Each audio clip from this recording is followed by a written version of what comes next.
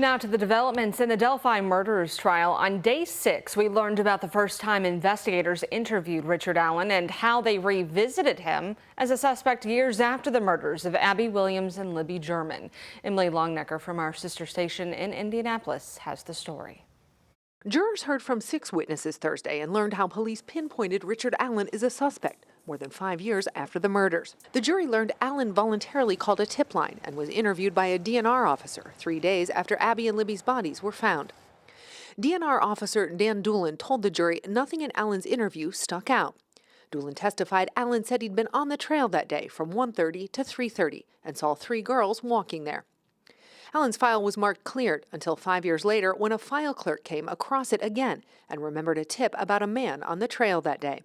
Former Delphi Police Chief Steve Mullins explained how investigators found video of what they say is Allen's car near the trails on the day of the murders. The defense got Mullins to admit Allen told police he drove to the trail a different way that day than the route Mullins claimed Allen did.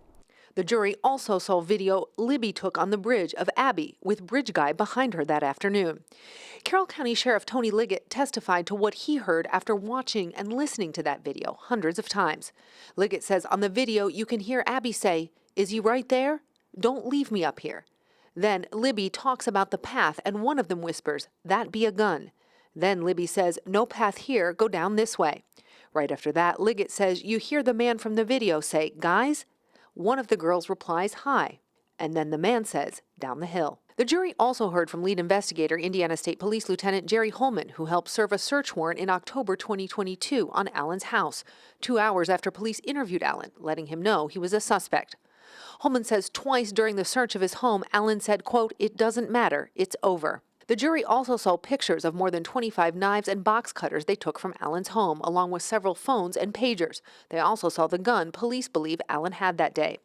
13 News legal analyst Katie Jackson-Lindsay was in the courtroom Thursday to hear about what police took from Allen's home, saying it was likely impactful for the jury. We know that they weren't murdered with a gun, but just that element of that fear that they would have faced if it's actually true that they were approached with that gun. The jury also saw a picture of a wooden keepsake box where police say they found a bullet that's the same kind as the one found at the crime scene.